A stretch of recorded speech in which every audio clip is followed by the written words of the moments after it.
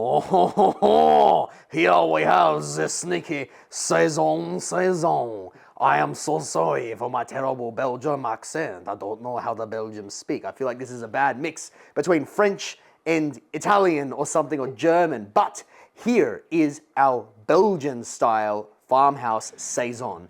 It is beautiful, it is crisp, and isn't it just one of the most pretty beers you've ever seen?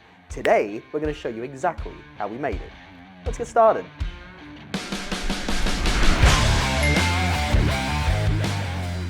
To make our Belgian style saison, we're going to be running with a relatively simple mash bill. We are going to go with a bunch of rolled oats. This is going to be 20% of the grain bill, as well as a little bit of rice hulls in there because we're using rolled oats.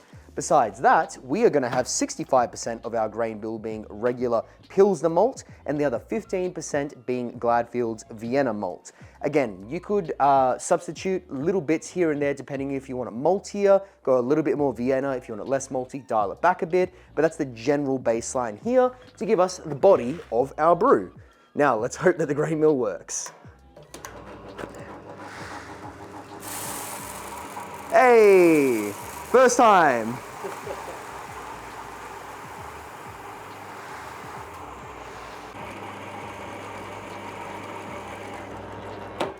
Now, let's talk water profile.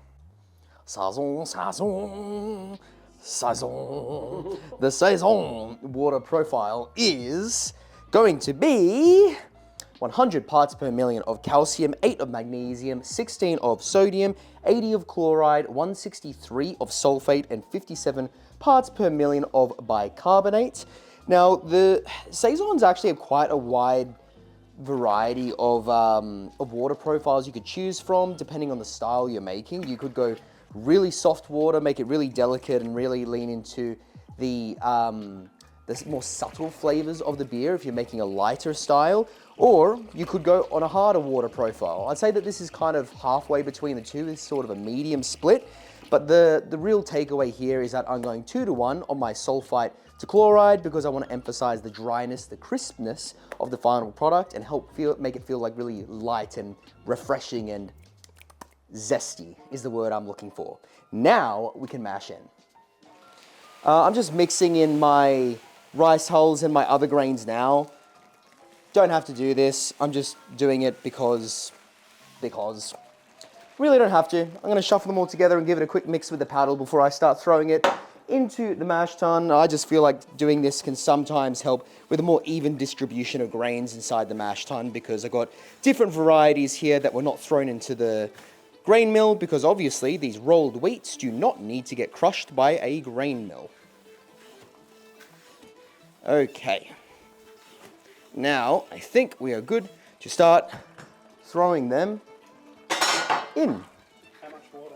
Oh, 30 liters of water. We're going to be mashing in for this first step at 45 degrees Celsius.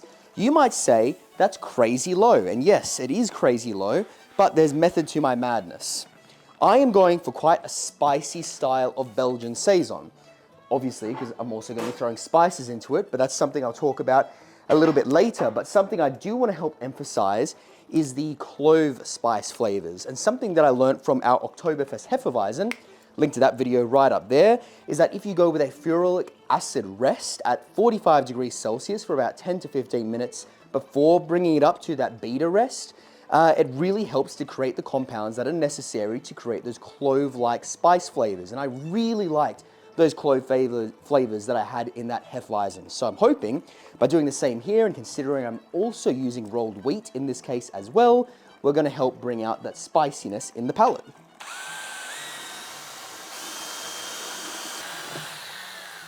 All right, that is our mash in just about done. By the way, if you do want to get one of these blitzers, these long paint mixer looking things, you can grab this on Kegland. I'll drop a link down below with our affiliate program because now we do get a small kickback anytime someone uses that link to buy from Kegland. So please use it. If you're going to buy stuff from there anyway, may as well help out this channel so we can keep making this kind of content for you guys. Now I'm throwing on my top screen so we can start the recirculation on this mash. And as I said, we're going to be doing a step mash. So this first step is going to be 10 minutes at 45 degrees C for ferulic acid, imperial units showing up on the screen throughout the video. The next step is going to be at 64 degrees Celsius for a beta rest, followed by a 70 degrees Celsius for an alpha rest, both of those last two being 30 minutes. Finally, followed by a mash out at 77 degrees Celsius to kill all the enzyme activity before we move on to sparging. See you then. We are now on our sparging step, and this thing is looking very hazy. I don't know why I'm doing a French accent for Belgian beer. I don't even think I can call that French. Hang on. Let me get in tune. Oh, I'm the sneaky Frenchman. Okay, there we go. Our beer is now draining through the pipes, as you can see. Oh, no, I've lost it again. German? I don't know. It's my generic European accent. We are now draining. Come on. There we go. We are now draining, and we've got to start running some sparge water over top. We've already got our water chemistry sorted out. So let's cut to that. Just give me a sec. We're going to run 30 litres of sparge water over the top of this, sitting at 80 degrees Celsius. The whole purpose of this being we're trying to get those extra sugars that are trapped in the grain, get rid of them by putting that fresh, clean water over the top. Already have phosphoric acid and salts in here, as I mentioned, so the water chemistry is already adjusted for in the sparge water. But the whole idea with this process is you want to pour the water over gently, gradually. You don't just want to dump it on all at once because you don't want to disturb the grain bed. Because if you've ever made like a tequila sunrise, for example, and you pour that raspberry syrup in with the orange juice, you'll notice that the raspberry syrup settles to the bottom. That's because it's got a higher specific gravity, which means it sinks down first. You're gonna have the same thing happening in here with the sugar in this liquid. That higher density stuff is gonna come to the bottom first. You don't wanna mix it up and disturb it all. You want all that clean water to gradually flow on through. Really complicated way of saying that we're trying to rinse out the sugars out of the grains. Once we've run through 30 litres of sparge water, then we can start talking about the boil step.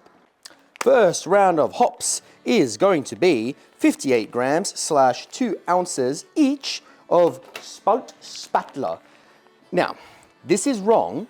It is not the right hop for this kind of beer. Realistically, we should be using like a SARS or something like that. Unfortunately, I didn't have any on hand, and this is the closest thing I had on hand to like a SARS or a Tetnung or one of those more traditional noble hops.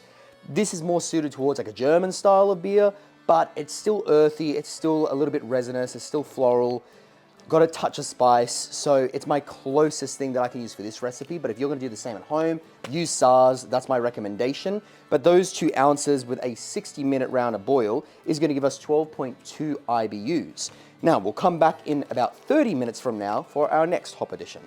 We are now back for our 30-minute addition hops, and believe it or not, it's another round of Spalt Spatler. Because, as I said before, didn't get the right hops for this video, but it's our closest approximation. I never really understood the point of a 30-minute hop addition. I never got why you would do that. Why wouldn't you just load up more at the start or more at the end? I get it now, working with these noble hops with very low alpha acids. It's because you need a way to bump up those IBUs and still get flavor contribution without just having bittering hops. I kind of get that now. It's a more even bitterness, a more smooth bitterness. I think that's the value behind it. Anyway, that is going to be another 9.1 IBUs. I wrote ounces there, but it is IBUs. Another 9.1 IBUs, and that was another 58 grams / 2 ounces of the same hop varietal. Now we'll come back with 5 minutes left to go, and then we can start getting a little bit spicier with this brew day. 5-minute addition, it's going to be another, believe it or not, 58 grams, 2 ounces each of Spalt Spatler. This time it's giving us 2.3 IBUs, bringing the total up to about 22. But this is where things get spicy.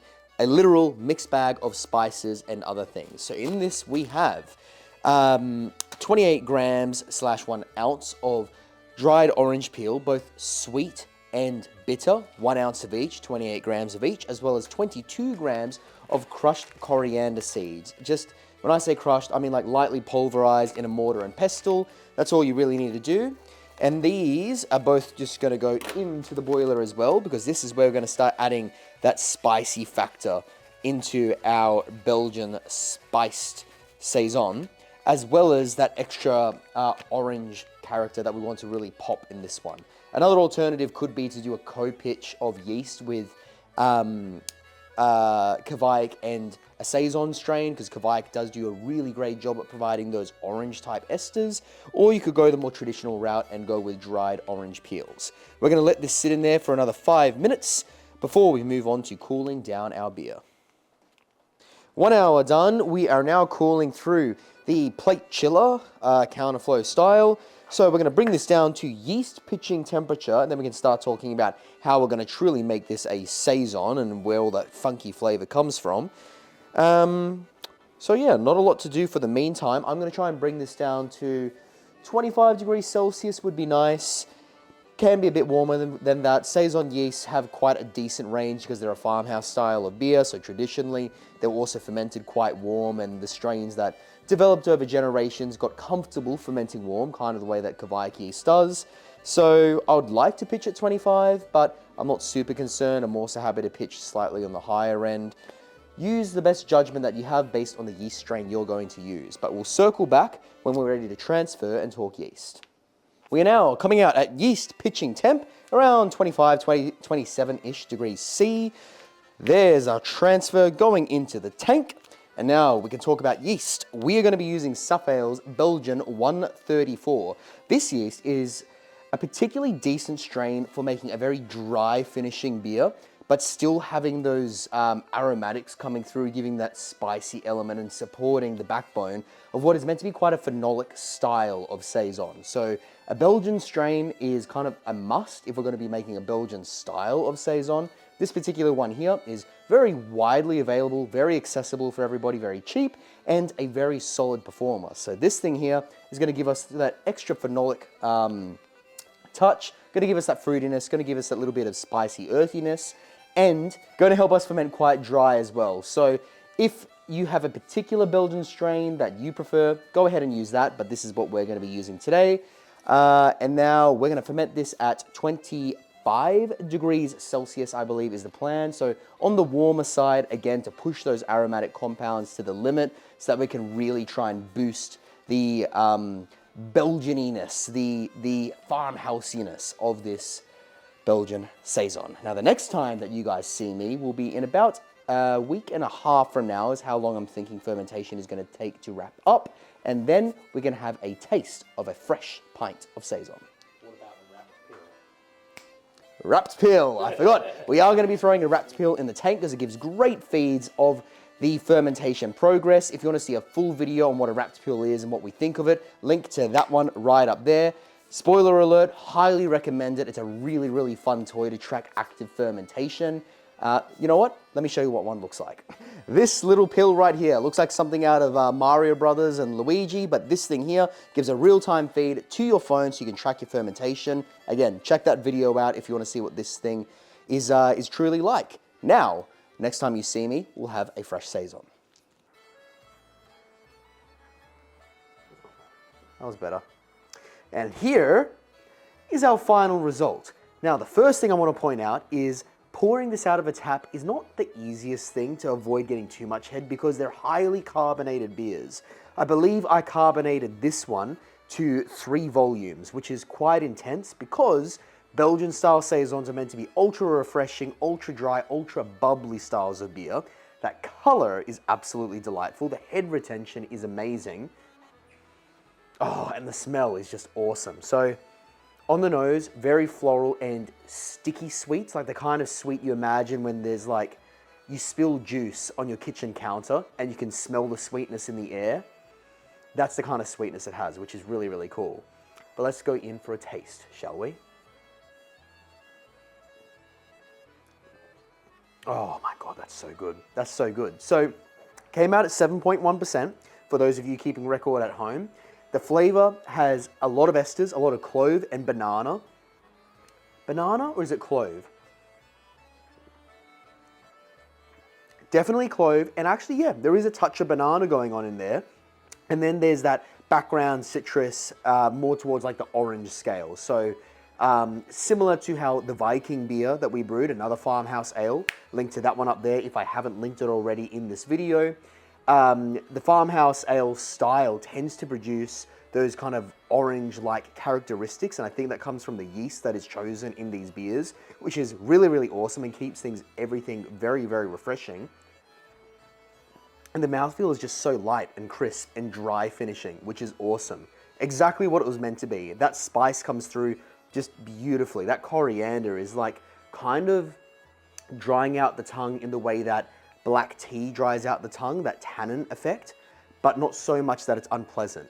It helps to keep this very refreshing and very, very moreish.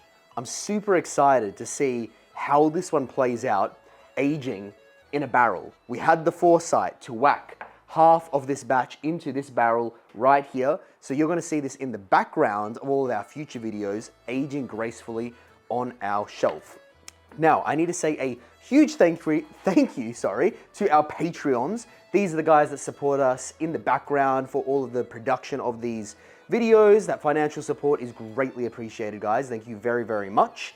And they also get the inside scoop on behind the scenes stuff, updates, tasting videos. All of our tasting videos, extended versions live on Patreon now. So if you liked those old videos that we used to put here on YouTube, you gotta go check it out on Patreon. But now, I need to say next week is going to be going back to the kitchen, is hint number 1. Hint number 2 is going to be sticky and sweet. Those are your hints for what next week's video is going to be. Let me know in the comments down below if you can guess what it is. And obviously, it's going to be somewhat barbecue related because, you know, beer and barbecue, they just go together like a match made in heaven. Cheers, everybody, and we'll catch you next time.